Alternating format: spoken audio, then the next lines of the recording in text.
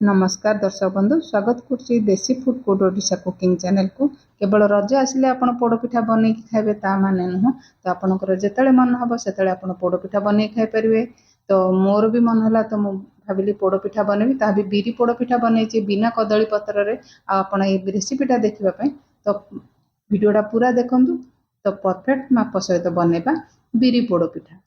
तो एठी मु दीटा जगह नहीं जो थी कि आपण बिरी चाउल भिजेबा बड़ जगह नहीं पारे। तो आपड़ जिते बड़ पिठा बनबे से अनुसार आप माप करके नेबे। मुझे गोटे गिनारू टे कम नहीं बिरी। तो आपण भी यही मापरे बनातु परफेक्ट पोड़ पिठा आपणकर बनब। जो गिनारे नहीं बिरी से गिनारे नेबी मु 1.5 गिना चाउल जोटा कि आप पिठा चाउल ने तो पोड़ पिठा बहुत ही बढ़िया लगे ना आप रेगुलर जोटा खाऊँ से चाउल भी नहीं पारे। तो देखिपे गोटे गिनारू टे कम बिरी को 1.5 गिना चाउल नहीं अध चामच देती मेथी। एठे बिरी आ चाउल पानी भलसे पकईकि 3 आ 4 थर कि जे पर्यंत चाउलटा भलसे परिष्कार न होइछि से पर्यंत आपण बिरी चाउल को धोई नेबे। तो पानी को बाहर करके आमे भिजे नेबा। मु एटा बिरी चाउल को मु एटा राती रे भिजे थिली जेहेतु गरम दिन चलछि। तो यहाँ सकाଳେ मु बाटिबी। तो राति सारा भिजे थी देखिपे बिरी आ चाउल भलसे भिजी जाइए। जेहेतु गरम दिन चलछि आपण जदि राति सारा फर्मेंटेशन बिरी चाउल रखिबे आपणकर पोड़ पिठाटा खट्टा हो। तो बिरी चाउल ये भिजे सारा पर पानी सब ये बाहर करनेबी। तो बिरी चाउल बाटिया आपण पानी रो माप भी ठीक से नेबे जदि आपणकर पोड़ पिठाटा बहुत ही बढ़िया बनिबो। तो एठी प्रथमे बिरी को सबको आमे पगै नेबा।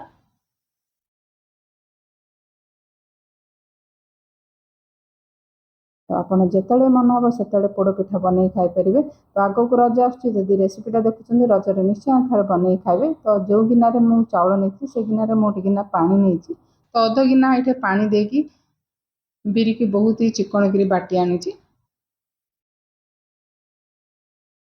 तो बिरी सबको गोटे बड़ जगार बाहर करना।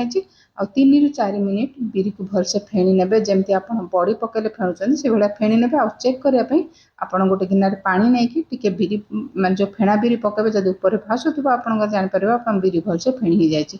तो जो जार बिरी बाटी पानी की सबको बाहर करने सब चाउल को ये दे देछि। जेहेतु बिरीटा फेणीबा थी तो से बिरी प्रथम बाटिक भलसे फेणी नहीं। बाकी जो अध गिना पानी था चाउल ये दे देछि। चाउल को आमे ग्राइंड करनबा। जे ग्राइंड कले आपण जमती सुजीटा जमती दानादार थाउची से टाइप रो एठी चाउल को ग्राइंड करनबे। देखि पाथबे जमती सुजी को हाथ रे धरले जमती टिके खदड़ा लगे से टाइप रो एठी चाउल को मु ग्राइंड करने। जो आमे बिरी बाटिक रखिथिले से चाउल बटा को दे देबा।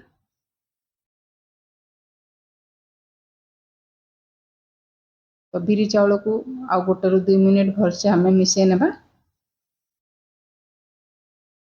तो आपणकर जो पोड़ पिठा बिना खाइबा सोडार भी बहुत ही नरम आ टेस्टी पोड़ पिठा बनब। तो आमर ये 1 ରୁ 2 मिनिट भलसे फेणिला पर ये कभर करनबा।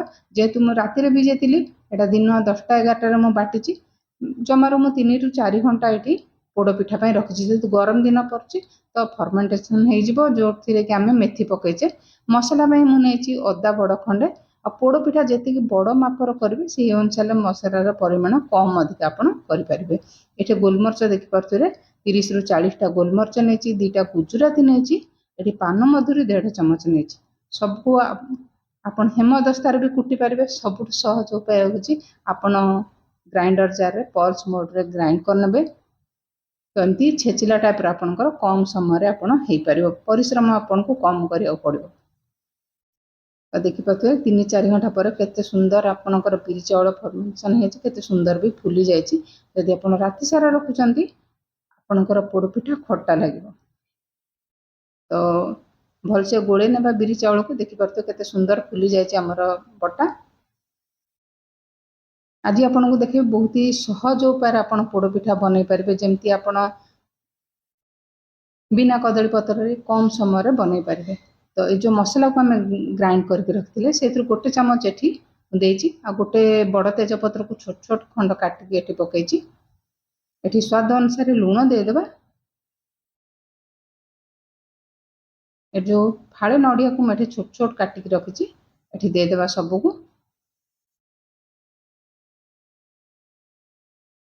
किसमिसटा पछे व्यवहार करेंगे। तो मीठा एटा गुड़ को पकई आप चाहिए चीनी भी पकई पारे। गोटे खंड गुड़ को मुझे ग्रेट करके पकई जो थी कि सहजरे आम बटारे मिसी पार। गोटे बड़ चामच ये गुआ घी भल बास्ना दब। तो सबको भलसे गोल ने। जदि आप अधिका पानी देकी आमर बिरी चाउल बाटुबे तो जिते गुड़ कि चीनी पकेबे से तार पानी छाड़ तो बैटरटा बहुत पतला हो।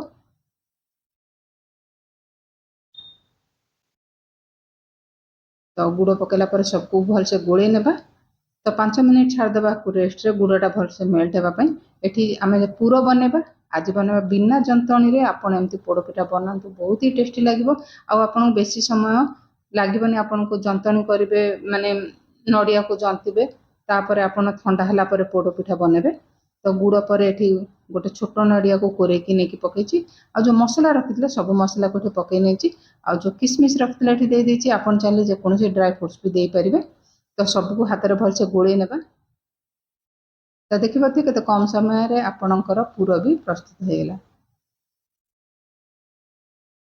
तो दर्शक बंधु आज रेसिपीटा जदि आपन भल लगे तो वीडियो को निश्चिंत गोटे लाइक करने। चैनल नुआ थे चैनल को सब्सक्राइब करने। आदि फेसबुक पेज रे देखुंत फेसबुक पेज को निश्चिंत फॉलो करने। आ रेसिपीटा केमती लगे आपन सुचिंतित मतामत निश्चय देवे। आमर पूरा रेडी है। जदि आप पोड़पिठा बनाऊँ तो मोटा वाला करें ने जो थी कि आप पोड़पिठाटा भलसे सीझी पार। एटा गोटे बड़ चामच दे देती गुआ घी। आपण पाखे जदि कदली पत्र कौन जो शाल पत्र कि खली पत्र जहाँ थी पकई पारे। जेहेतु मुझे हठात बनई मो पाखे किसी नाला तो से हिसाब से मुझे कड़े बनई पोड़पिठा आप कदली पत्र चाहिए दे पारे। जो बिरी चाउलर बटा को अधा देदेबा। तो जिते आप पोड़पिठा कड़े पकाउं तेलटा भलसे गरम करने हाई फ्लेम रे। तो तेलटा भलसे गरम है बाटर देला गैस सिम लो करने। तापर आम जो पूर बनई ये पूरा अधारू अधिका पूर आम देदेबा। आपन को पोड़पिठाटा बनवा को 15 ରୁ 20 मिनिट समय लगे। आ जो बड़का बाटर अच्छी एटा ऊपर देदेबा सबको पोचिकी। तो थरे एमती पोड़पिठा बनातु रजरे बनातु कि नर्माल रे बनातु आपनकर केमती बनी निश्चिंत कमेंट करी कहिबे। तो आ बड़का जो पूर थिला ऊपर देदेबा। आपन चाहे नड़ियार पात को भी आपन ऊपर सजेकी दे परिबे। जो मैंने खंड नड़िया खाया पसंद करते तो एमती आप पूरा देकी बन पारे। ऊपर गोटे चामच गुआ घी दे देती। तो ये गैस हाई फ्लेम अच्छी 1 ରୁ 2 मिनिट गैस हाई कलापर रखिला आप लो करने। तो प्राय 15 ରୁ 20 मिनिट पर मुझे तावा दे दी तले जेहेतु पोड़बनी आम जेहेतु कदली पत्र देने। तो देखिपे पूरा छुरीटा क्लीन आसुची। तो आम पोड़पिठाटे बनिक रेडी है। गैस बंद करना। तो ठंडा होगा छाड़देवा। ठंडा है देखिपे कड़े साइड जाक ऑटोमेटिक छाड़ी जाइए आपको छड़ेवा भी पड़ोनी देखिपे। तो बिना कदली पत्र बनी आप पोड़पिठा जमा तलू पोड़नी। ठंडा होला आपको देखा देखु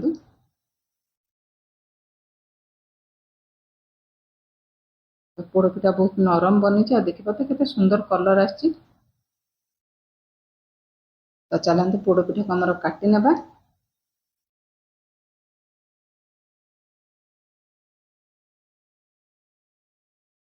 काटबार आप जापर केते नरम बनी पोड़पिठा। आपन देखा भीतरटा केमती बनी।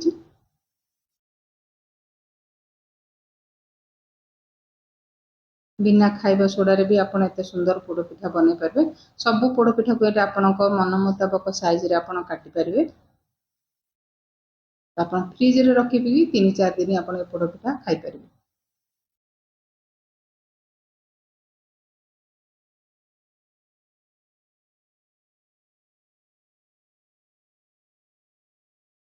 तो आपन पोड़पिठा बनातु खातु। चैनल